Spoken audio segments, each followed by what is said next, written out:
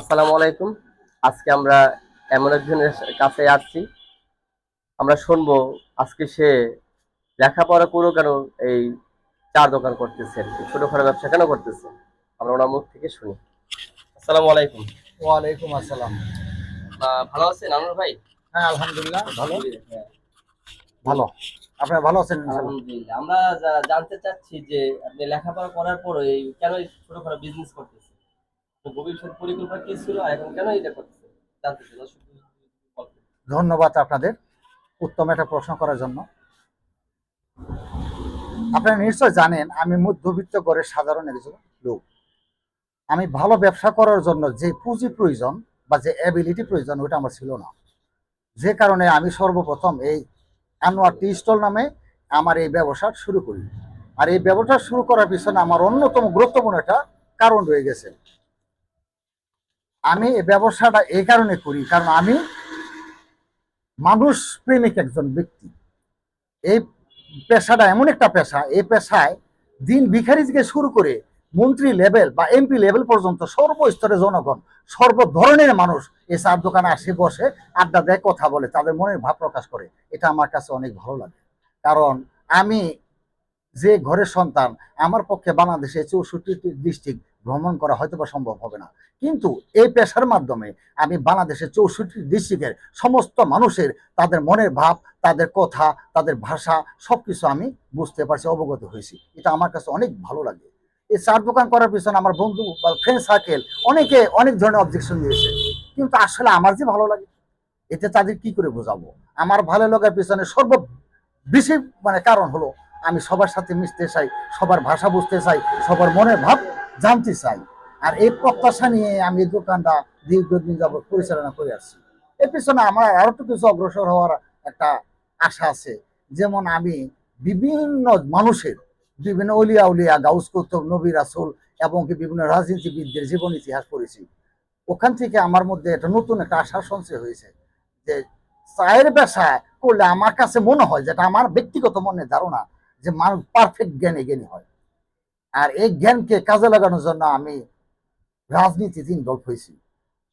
তবে যাই হোক, আমি আর সামনে বেশি কথা বলতে চাই না। আচ্ছা, আমরা একটা প্রশ্ন করতে চাই, আপনার বাবা কি বেঁচে আছেন? না, আমার বাবা বেঁচে নেই। আপনার বাবার উদ্দেশ্যে কিছু বলতেন? হ্যাঁ, আমার জীবনে আমার বাবা ছিল প্রাণপ্রিয় একজন বন্ধু, যাকে ইংলিশে বোসম ফ্রেন্ড বলে। আমার যদি বোসম ফ্রেন্ড কেউ থাকে সে আমার বাবা। আর এই বাবার ভালোবাসার কারণে আমি শিক্ষা দীক্ষা মোটামুটি করতে সক্ষম হয়েছি। কারণ আমাদের সংসারটা এক সময় খুব দুর্বল ছিল। এই দুর্বল সংসারের মধ্যেও আমি ইন্টারমিডিয়েট পাস করেছি বাবার সহযোগিতায়। আর এই বাবা, তার সাথে মনে সুখে দুঃখের অনেক কথা বলার সুযোগ বা সৌভাগ্য হয়েছে। কিন্তু অত্যন্ত দুঃখের বেদনার একটা বিষয়, আমি ইন্টারমিডিয়েট পরীক্ষা দেওয়ার মাত্র এক সপ্তাহ আগে আমার বাবা এহকাল ত্যাগ করে।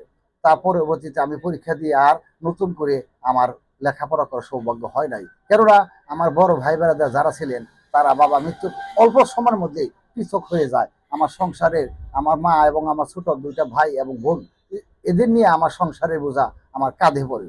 যে কারণে আমার লেখাপড়া পরিত্যাগ করে আমাকে কর্মজীবনে প্রবেশ করতে হয়। আজ পর্যন্ত আমি সেই অবস্থায় আছি। তাই আলহামদুলিল্লাহ, আমি আমার সংসার নিয়ে, আমি আমার পরিবার নিয়ে আলহামদুলিল্লাহ অনেক সুখী আছি, ভালো আছি। এই জন্য আপনাদের সবার কাছে আমি দোয়া চাই আমি যেন আরো ভালো থাকতে পারি। অবশ্যই আমাদের দর্শকদের উদ্দেশ্যে কিছু বলতেন আমাদের। দর্শকদের উদ্দেশ্যে আমার অনেক কিছুই বলার আছে, অনেক কিছু বলতে চাই, হয়তো বা সময় সংকলনের কারণে অত সম্ভব হবে না। তবে দু চারটা কথা আমি বলি। আসলে আমি আমাদের এলাকায়, আমার এলাকার থেকে আমার একটা অভিজ্ঞতা তৈরি হয়েছে। অনেক মানুষ সাহসের অভাবে বেকার থাকে। এই বেকারত্ব জীবনটা আমার কাছে একটা বোঝা বলে মনে হয়। আমি মনে করি একটা মানুষ যদি কর্ম থাকে সে হয় রাষ্ট্রের সম্পদ, আর একটা মানুষ যদি বেকার থাকে তখন হয় রাষ্ট্রের অভিশাপ। অনেক ছেলেপেলেরা দেখি তাদের সামর্থ্য থাকা সত্ত্বেও তারা কোনো ব্যবসা বাণিজ্যে বা কোনো ভালো কর্মে ইনভলভ হয় না, কারণ তাদের সাহসের অভাব। আমি মনে করি বাংলাদেশের প্রতিটা মানুষের কোনো না কোনো কর্মে নিযুক্ত থাকা দরকার। কর্ম মানুষকে সুখী করে, কর্ম মানুষের মনকে স্বাচ্ছন্দ্য করে, কর্মই মানুষকে বাঁচিয়ে রাখে। আর আমি মনে করি একজন মানুষের সহি কর্ম একটা ধর্ম, সহি কর্ম একটা ধর্ম। আমরা ধর্মের অনেক বিধিবিধান আছে, তার মধ্যে কর্মটা যদি সহি হয়, যদি সঠিক হয়, তাহলে এই কর্মের মধ্যেই ধর্মের ব্যক্তি সুখ পাওয়া যায় বলে আমার বিশ্বাস। ধন্যবাদ। আসলে আহ আমাদের আনোয়ার ভাই যে কথাটা বলছে এটা আসলে সত্যি। মানুষ কর্মজীবী থাকলেই সে সবকিছুতে ভালো থাকে, এবং ওনার মুখ থেকে যেটা শুনলাম সেটা হলো যে ব্যবসা কোনো ছোট হোক বড় হোক, ব্যবসা ব্যবসায়ী, ব্যবসা হলো হালাল। এবং আরেকটা জিনিস আমরা বুঝলাম যে বেকারত্ব চেয়ে ছোটখাটো ব্যবসা করা অনেকটা ভালো। আপনাদের আনোয়ার ভাই কথাগুলো কিরকম লাগছে অবশ্যই কমেন্ট বক্সে জানাবেন। সবাইকে ধন্যবাদ।